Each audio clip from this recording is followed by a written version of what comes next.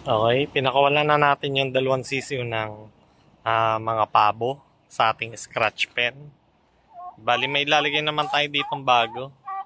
Training natin para sa pre-range. Okay naman dito yung ating area.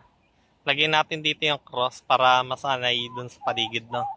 Kasi yung lalagyan ngayon ng cross, kulong na kulong yun, wala siya nakikitang area. So, dito natin ilalagay. Malawak naman to. Ayan.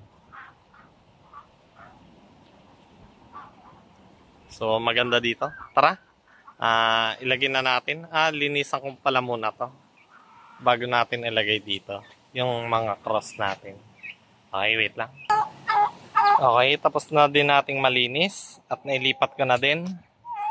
So, ito yung mga crosses natin ng silky at saka ng dong tao. So, bago ko to siguro 2 to 3 days dito muna siya para makita niyo yung paligid bago natin pakawalan. Pero kung baka may gustong bumili, yan, available. Half price yan ng pure. Yan lang.